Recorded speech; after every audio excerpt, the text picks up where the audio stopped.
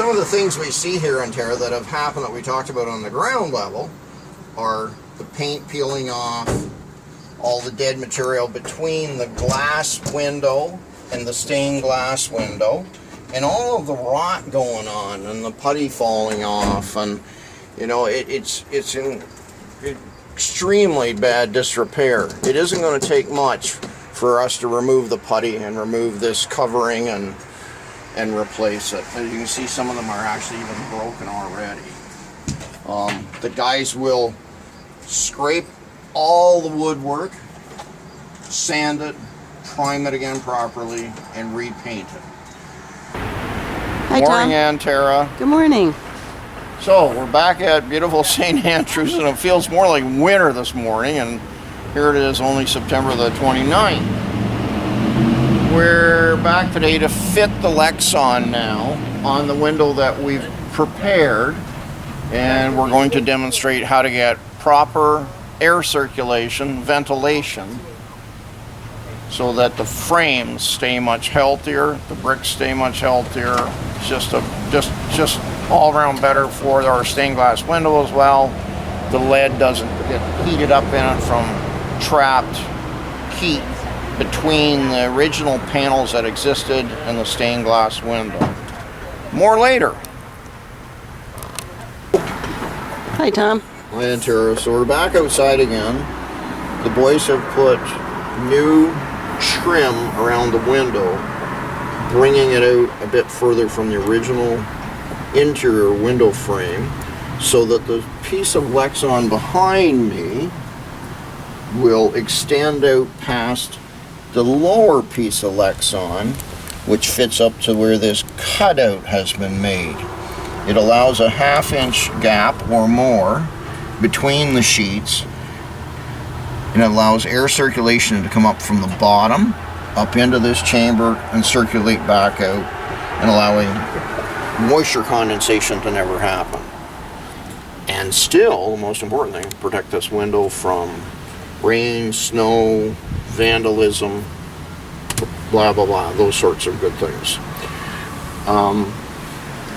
We did not do any wood repairs to this window behind here that we showed earlier, how it had rotted out the frame.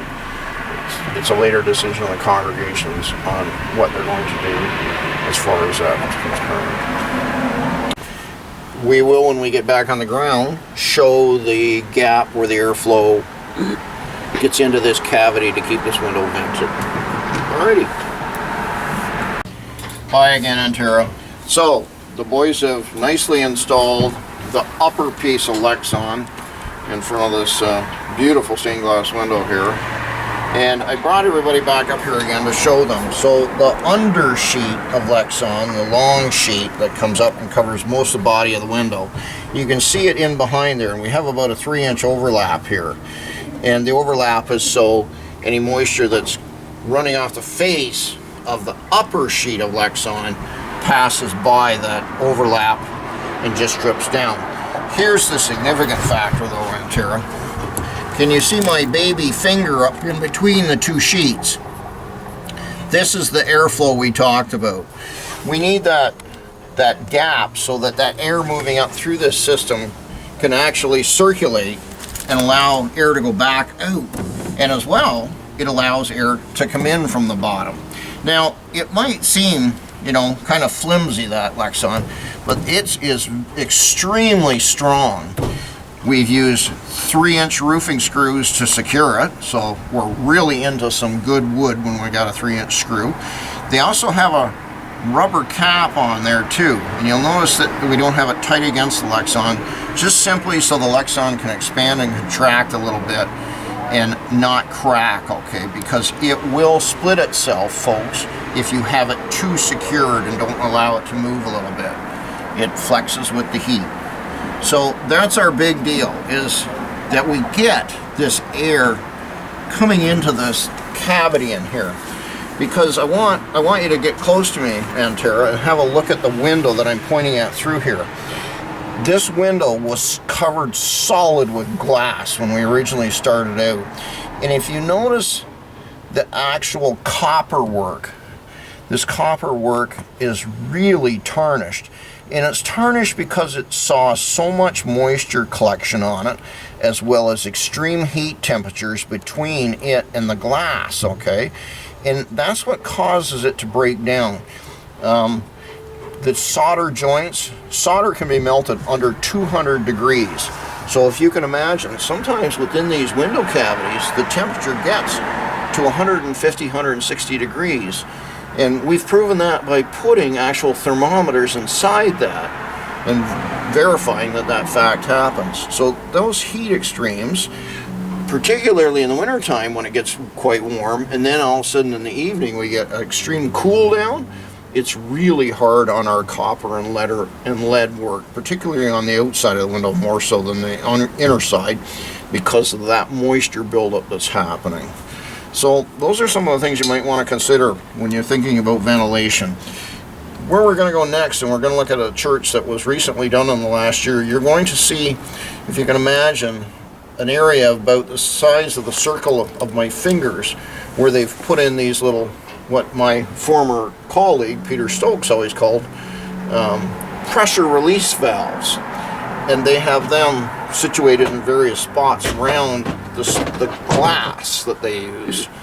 The negative thing about these little pressure release valves is they don't create enough airflow, and they don't allow moisture to escape out the bottom because they are not in the bottom of the window, where we need to get rid of condensation and moisture that collects in here. Hello, Tom.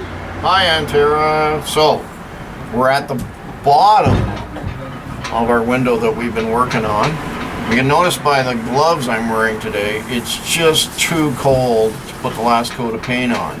But this simple system that we've installed for protection, as well as ventilation, notice my hand will slide behind the Lexan to allow airflow into this cavity between the stained glass window.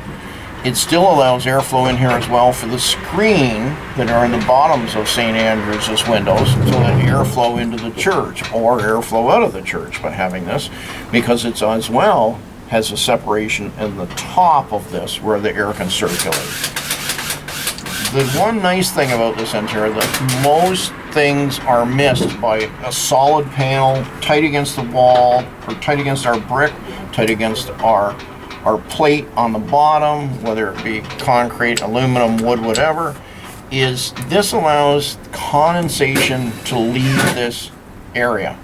So often when guys come down here and they caulk the bottom of this and whatnot, we can go by in the wintertime and we see a huge amount of condensation collecting inside here, because stained glass windows don't have no heat value quality as far as saving heat inside the church. So just a piece of glass, there's a lot of heat transfers through them, particularly because they're old, and that heat transfer, when this panel is solid here and no airflow, traps a lot of heat in there, and unfortunately on the south side of a building like we are, it becomes a moisture riddled area, and it rots out our wood, it rots out masonry work.